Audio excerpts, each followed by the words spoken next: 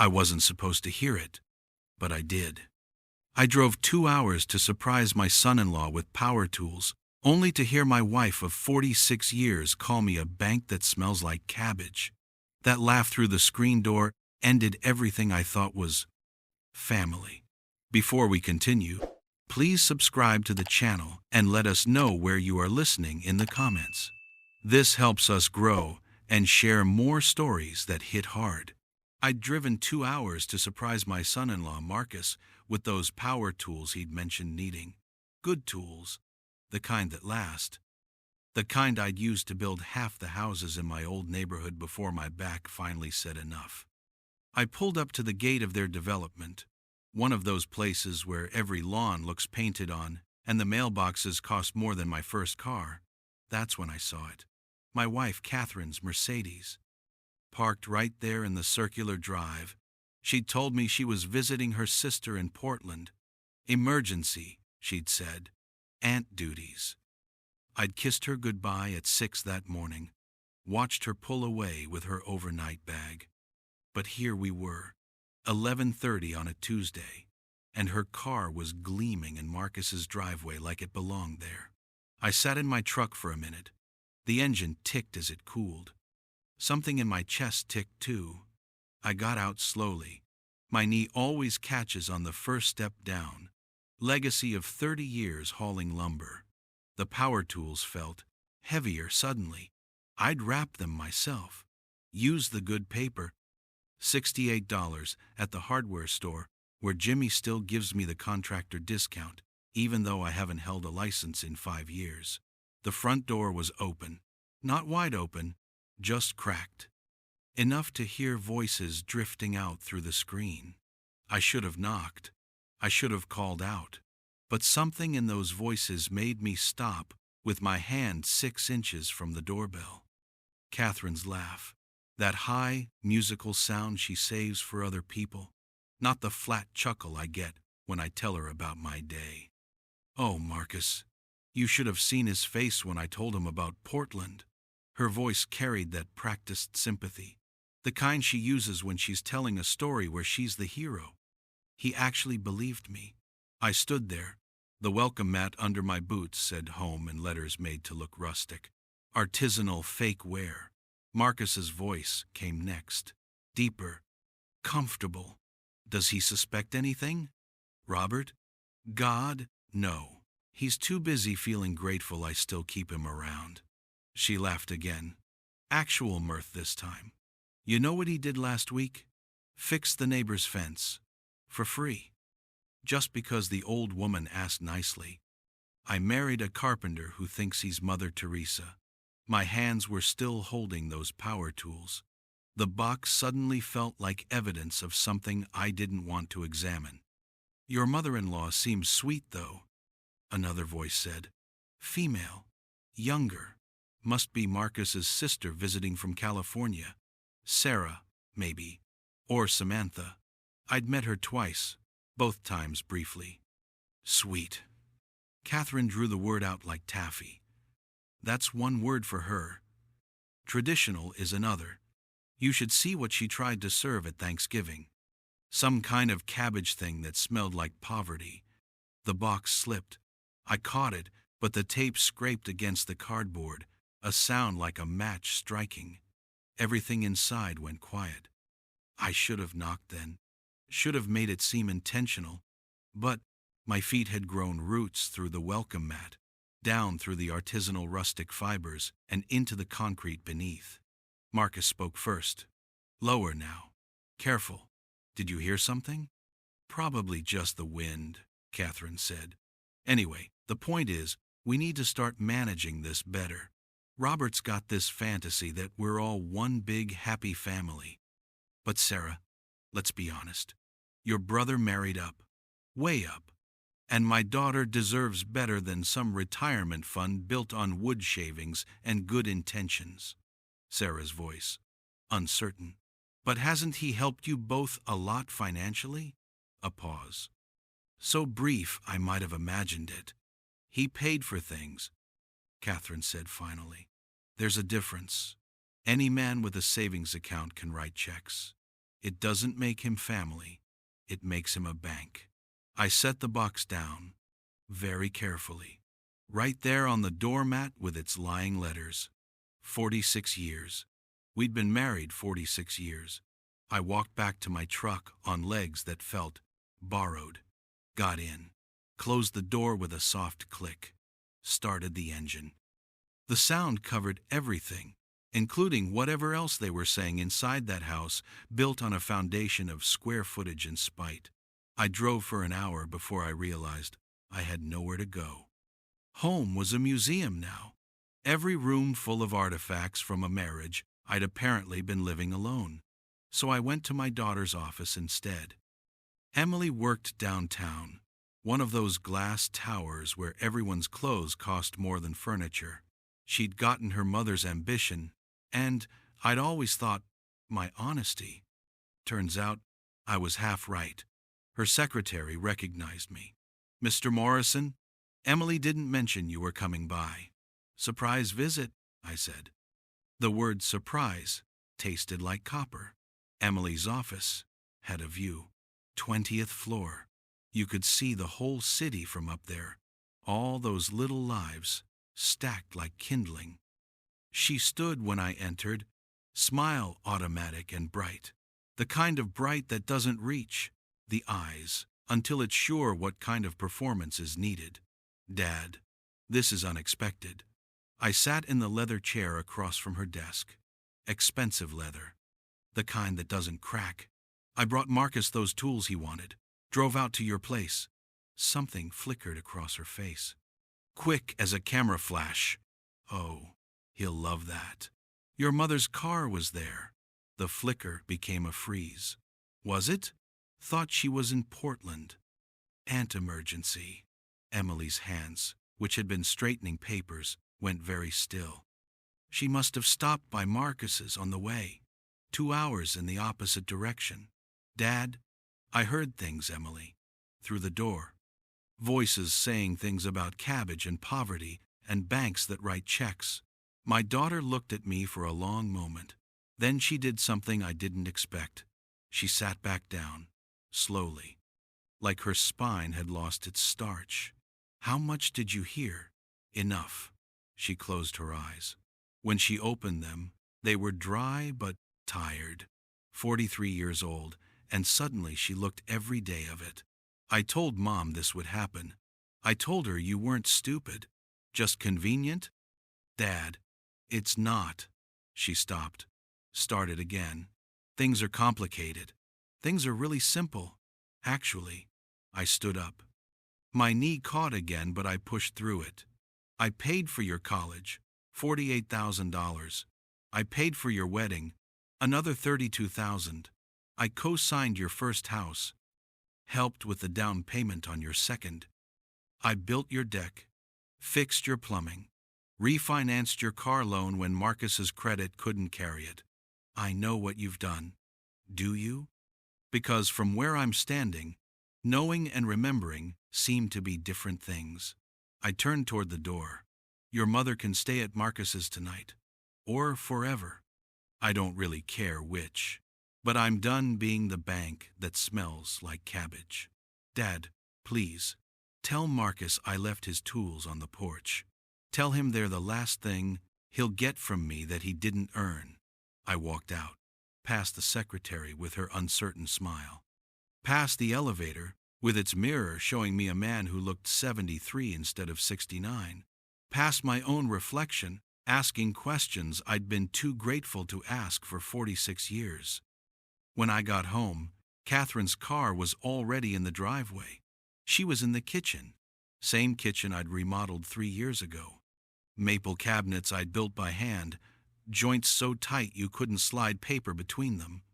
She turned when I walked in, already talking. "Robert, there you are." I got back from Portland early and thought I'd stop by to see Emily at work, but she wasn't there. And then I remembered Marcus mentioned needing some help with his fence. "So, stop." She stopped. The word hung there between us like smoke. "I was there," I said, "at Marcus's. I heard everything." Her face did something complicated. surprise, then calculation, then a kind of smoothing that made her look like a stranger. You were eavesdropping? I was delivering a gift. There's a difference. Robert, you misunderstood. We were just laughing about my cabbage and my charity work and how I'm a bank with good intentions. I walked past her to the cabinet above the fridge, the one where I kept the documents, insurance papers, property deeds, things that mattered. 46 years, Catherine. I gave you 46 years of thinking we were a team. We are a team. I pulled down the folder, set it on the counter between us. This house, you know whose name is on the deed? Something flickered in her eyes. Both of ours. Just mine, actually. Remember? We bought it before you finished your bankruptcy. I was going to add you after. But then Emily was born, and there was always something else, and we never got around to it. Her face went very still. What are you saying? I'm saying effective immediately. You need to find somewhere else to live. You can't be serious. Your sister's place in Portland seems nice. Or maybe Marcus has a guest room. I hear you're comfortable there. Catherine's hands gripped the counter edge. Her knuckles went white, then whiter. You would throw me out? After everything? After everything, I agreed. After $48,000 for college. After building your daughter's deck while you told your friends I was just a carpenter. After fixing things and funding things and being the bank that smelled like old traditions and poverty. This is insane. You're being emotional. I'm being factual. I opened the folder, pulled out the deed, set it in front of her. See? One name. Robert James Morrison. Not two. One. She stared at the paper like it might change if she looked hard enough. I built this life too. Did you? Because from what I heard today, you mostly resented it. I closed the folder. You have until Friday to pack what's yours. After that, the locks change. Robert, please. I misspoke. We were just venting. Everyone vents. Everyone doesn't call their husband a bank. Everyone doesn't fake emergencies to mock him behind his back. I picked up the folder, held it against my chest. I spent 4 decades being grateful you chose me, Catherine. Grateful a woman like you would stay with a man who worked with his hands. It never occurred to me to wonder what you were grateful for. I love you. The words landed between us like coins on a counter. Flat. Transactional. No, I said quietly. You loved what I could build. There's a difference. I left her standing in the kitchen I'd made, surrounded by maple cabinets that would outlast both of us. That night, I slept in the guest room. The bed was hard, and the sheets smelled unused, but I slept better than I had in months, maybe years. When I woke up, Catherine was gone. Her closet was half empty. Her bathroom counter, cleared of the lotions and potions she thought kept her looking younger than 65. She'd left a note on the kitchen table. This is beneath you. 4 words. 46 years reduced to 4 words about my dignity, written in her perfect cursive on monogram stationery. The irony didn't even register. Probably never would. I burned it in the fireplace. Then I made coffee. Then I called my lawyer. His name was Dennis Crawford, and we'd gone to high school together. He'd gotten fat and successful. I'd gotten old and useful. But he still returned my calls on the first ring. Robert Morrison, haven't heard from you since I handled your mother's estate. Everything okay? I need a divorce. Silence. Then, Jesus. Robert, you and Catherine? I thought you two were granite. Granite cracks, I said. How fast can you move on this? Fast. But it'll cost you. Everything costs me, Dennis. At least this time I'll get what I pay for. We met the next day. His office smelled like leather and old money. The kind of smell that makes you feel poor even when you're not. He had me walk through everything. The deed, the finances, the 46 years of receipts I'd kept because that's what my father taught me. Save everything. You never know when you'll need proof. Turned out I needed proof. Dennis leaned back in his chair when I finished. It creaked expensively. Robert, I'll be straight with you. This is about as clean as divorces get. House is yours. Retirement accounts are separate. She's got her teacher's pension. You've got your union pension. No kids under 18. No shared debt. What about what I gave Emily? And Marcus? Gifts. Can't claw those back. He tapped his pen against his legal pad. But here's what you need to understand. Catherine's going to fight. Women like her always do. She'll claim emotional distress, years of unpaid domestic labor, all the usual plays. Let her. She could ask for alimony. On what grounds? She's got income. She's got assets. We've been married long enough that the split should be 50-50 anyway, except there's nothing to split. Everything's already separate. Dennis smiled. Not happy, exactly. Professional. You've been thinking about this. I've been thinking about everything. I left his office feeling lighter. Not happy. Lighter. Like I'd set down a toolbox I'd been carrying up a hill for half a century. The next day, Catherine called. I let it go to voicemail. She called again. Voicemail. Third time, I answered. What? Robert, we need to talk. Like adults. I am being an adult, Catherine. Adults know when to walk away from bad. Investments. I'm your wife, not an investment.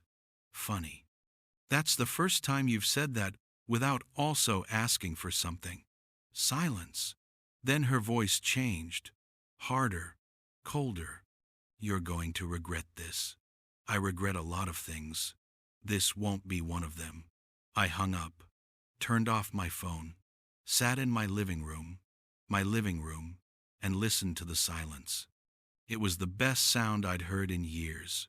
3 days later, Emily showed up at my door. No warning, no call.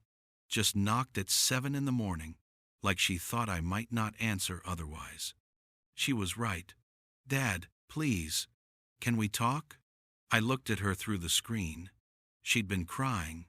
Recently. Her mascara had that smudged quality that comes from wiping tears with the back of your hand. For a second, I saw her at 7 years old, crying because a kid at school said her lunch smelled weird. I'd gone to that school, talked to that kid's father, fixed it. I opened the door. We sat in the living room. I didn't offer coffee, didn't offer anything, just sat and waited. Mom's staying with us, she said finally. She's devastated, Dad. Absolutely devastated. I imagine she is. This is crazy. You've been married 46 years. You can't just throw that away over one misunderstanding. It wasn't a misunderstanding, Emily. It was the truth. Maybe the first truth I've heard from any of you in years. We love you. Do you? Or do you love what I fix and fund and build? I leaned forward. My knee creaked. Everything creaked these days. Let me ask you something. When's the last time you called me just to talk? Not to ask for help. Not because something broke. Just to talk. She opened her mouth, closed it, opened it again. That's not fair. Fair is a word people use when they're losing an argument they started. I sat back. I paid for your college, your wedding, your house, your car. I built your deck and fixed your plumbing and co-signed loans you couldn't qualify for. And in exchange, I got to be the bank that smells like cabbage and poverty. Mom was venting.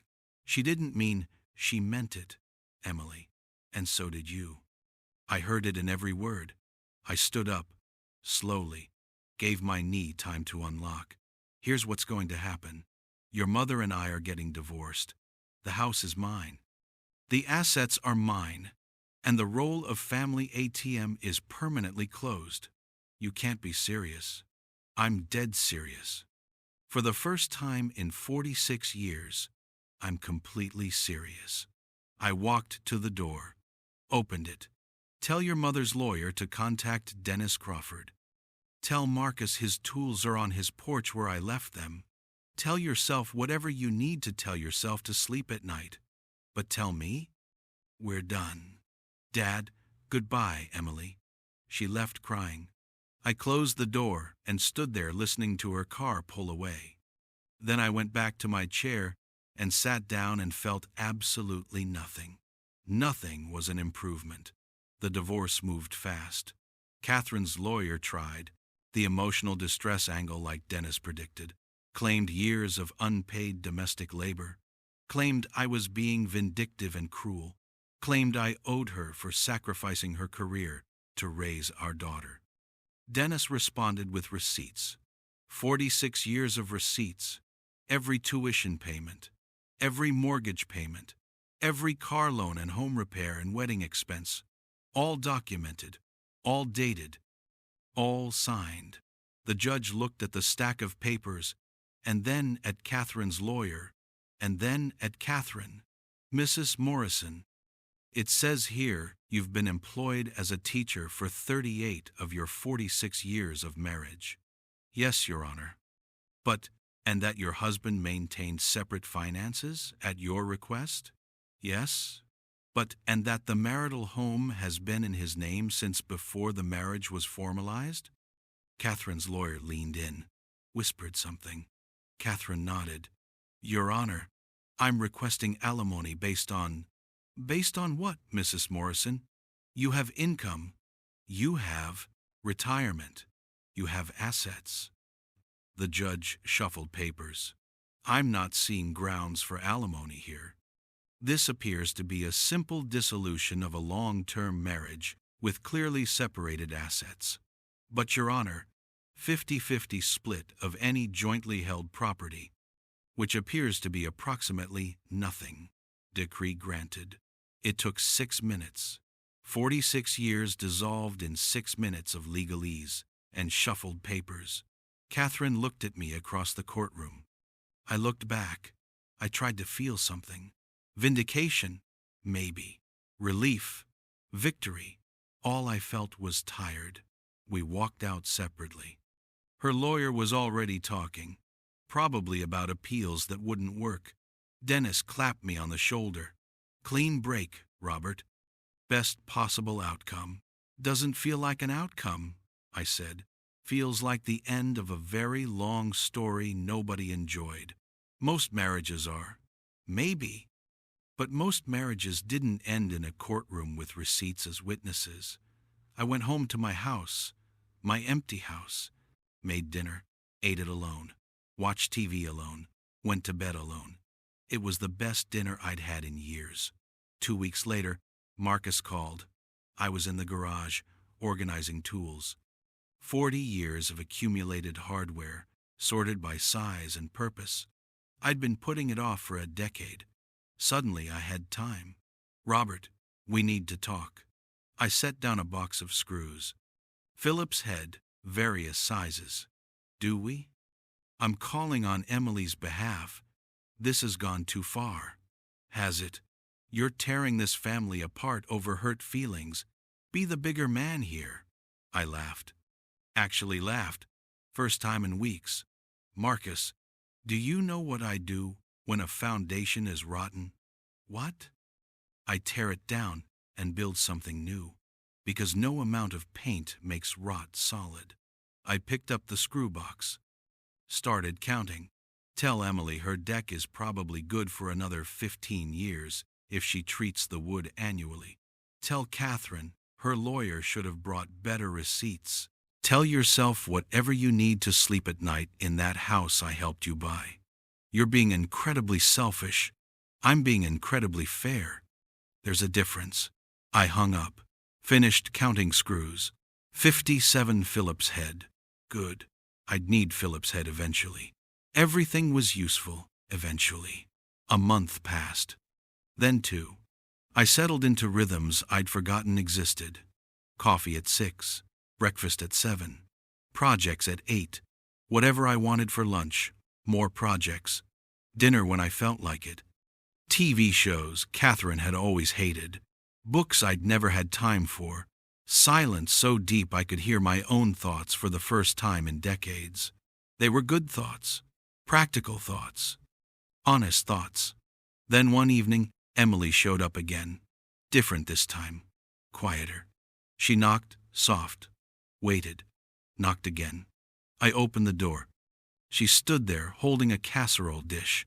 Steam rose from the foil cover. "I made too much," she said. "Thought you might want some." We both knew she hadn't made too much. We both knew this was an excuse. But I took the dish anyway. Because it smelled good, and I was tired of frozen dinners, and pride is cold comfort on an empty stomach. "Come in," I said. She followed me to the kitchen. I set the casserole on the counter. Got plates. Served us both. We ate in silence for a while. Just forks on plates and chewing, and the hum of the refrigerator I'd installed 2 years ago. "It's good," I said finally. "Thanks." She pushed food around her plate. "Marcus and I are in counseling." "Oh?" Turns out we had some communication problems, and some honesty problems, and some basic respect problems. I ate another bite. Waited. "I'm sorry, Dad, for what I said, for what I didn't say, for letting Mom talk about you like that without defending you. Okay? Okay?" She looked up. "That's it? What do you want, Emily? You want me to say it's fine? It's not fine. You want me to pretend it didn't hurt? It hurt. You want me to forgive? You?" I set down my fork. "I already did. About 3 weeks ago. Took that long to stop being angry. I don't deserve it. Forgiveness isn't about deserving. It's about letting go." I picked up my fork again. "You're my daughter. I love you. But I also learned something important. I can love you without letting you take advantage of me. Those are separate things." She started crying. Quiet tears that dripped onto her casserole. I got up, got tissues, handed them over, sat back down. "What about Mom? What about her? Do you hate her?" I thought about that. Really thought. No, I pity her. She spent 46 years married to someone she didn't respect. That's a special kind of prison. She wants to talk to you. She can call. She says you won't answer. I won't. I finished my casserole. It really was good. "Emily, I gave your mother half my life. I gave her loyalty and labor and love she never reciprocated. I'm not giving her any more of my time. That's really, after 46 years? You're just done? After 46 years? I'm just starting." She left an hour later. We hugged. A real hug, not the performance kind. She promised to visit again. I believed her about halfway. That's more than I'd believed anyone in months. 6 months after the divorce, I sold the house. Not because I had to, because I wanted to. Too many rooms full of memories like furniture I couldn't sit on anymore. I bought a smaller place, a condo in a retirement community I'd never considered. Pool, gym, social events if I wanted them, privacy if I didn't. I wanted privacy, mostly. There was a woman named Margaret who lived 3 doors down, widow, 20 years my junior. Still worked as a consultant. We met in the mail room. She needed help opening a stubborn package. I had a pocket knife. "Thank you," she said. "No problem," I said. "You're new here, building 3, right?" "Yeah. Moved in last week. If you need any recommendations for restaurants or services, or which social events to avoid, I'm a good resource." She smiled. Not performed. Natural. Margaret Ellis. Robert Morrison. "Nice to meet you, Robert Morrison." "You too." I didn't think about it until later. But when I did, I realized she'd smiled at me like I was someone worth smiling at. Not like a bank or a carpenter or a convenient husband, just like a person. We had coffee a week later. She didn't ask about my marriage. I didn't ask about her late husband. We talked about books and weather and the neighbor with the loud TV, surface stuff, easy stuff. It was the best conversation I'd had in years. A month after that, Emily called. "Dad, Marcus and I want to have you over for dinner. Would you come?" I thought about it, looked around my condo with its clean surfaces and lack of history. "Will your mother be there?" "No, just us. And maybe I could introduce you to how we're actually doing now." Honestly. Yeah, I know we lost that for a while. I want to find it again. I went. Marcus opened the door and shook my hand and looked me in the eye. "Robert, thank you for coming." "Marcus."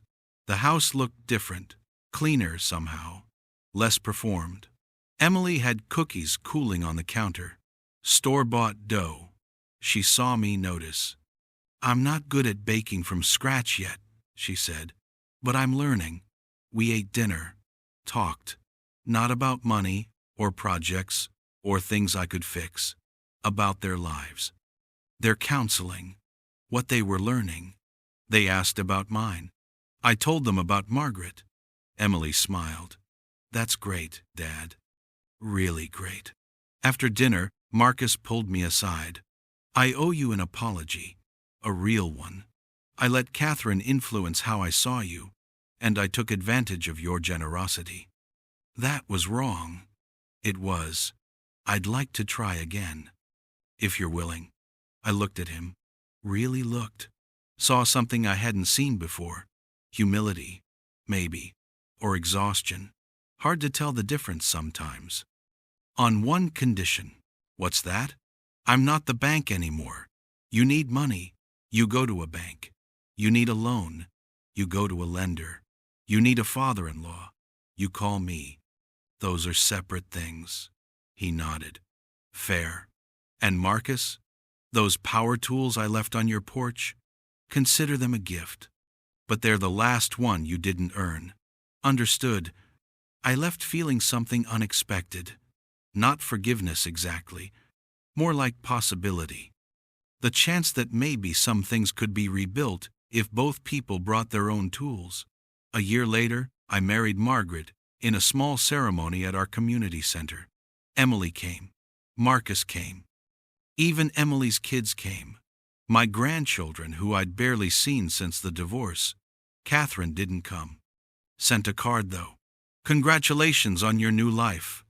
I didn't read subtext into it. Didn't look for hidden meanings.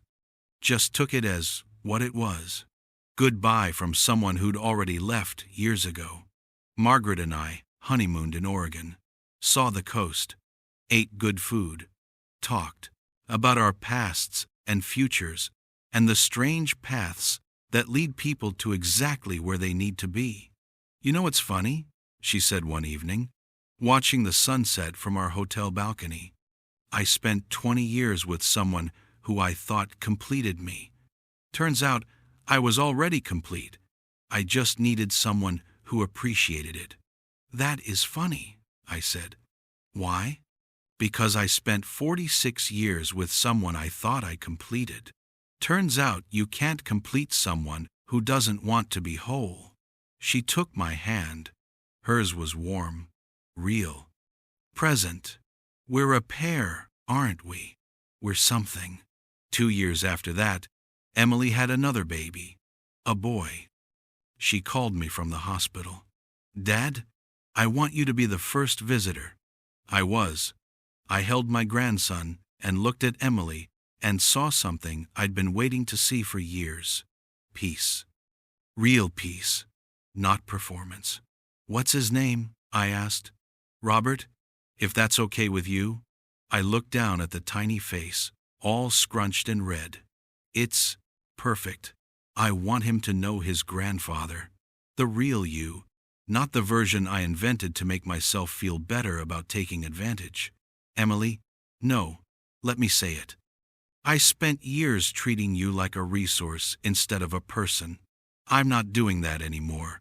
And I'm not letting my kids do it either. She adjusted the blanket around little Robert. I want them to know that real family isn't about what you can get from people. It's about showing up, being honest, choosing each other even when it's hard. I didn't trust myself to speak. Just nodded. Marcus came in a few minutes later. Saw us. Everything okay? Everything's perfect, Emily said. And for the first time in years, maybe decades, it was. I'm 77 now. My knee still catches. My back still complains. But I wake up next to someone who smiles at me like I'm someone worth smiling at. I see my daughter who calls me just to talk. I hold my grandchildren who know me as Grandpa Robert, not as a bank or a carpenter or a convenient source of free labor, just as family. Catherine lives in Florida now. She married someone else, a retired executive, someone with money and status, and everything she thought she wanted. Emily says she seems happy. I hope she is. I really do. Because somewhere along the way, I learned that forgiveness isn't about saying what happened was okay. It's about deciding it doesn't get to take up space in your head anymore. Last week, I helped Marcus build a play set for the kids. He insisted on buying all the materials, insisted on us working as equals. We built it together, two men with tools and time and respect. When we finished, he cracked open 2 beers, handed me one. Thanks for this, Robert. Not just the play set. Everything. You did half the work. I meant thanks for teaching me what it means to be family, even after I didn't deserve the lesson. I took a sip of beer. Cold. Good. Earned. You know what I learned, Marcus. Real family isn't who you're born to. It's who wants you at their table, who shows up, who sees you. Yeah? Yeah. We sat there in his backyard, watching his kids play on the playset we'd built, together, as equals, as family. And for the first time in 77 years, I understood what my father meant when he said the best projects are the ones you build with someone who appreciates the work. Not the result, the work. That night, I went home to Margaret, made dinner, talked about our days, laughed at something stupid on TV, went to bed grateful. Not grateful someone chose me. Grateful I finally chose myself. The difference is everything. If you liked this story, please like it, subscribe to the channel, and share your impressions in the comments. To listen to more stories, click on the window on the right. Thank you for watching.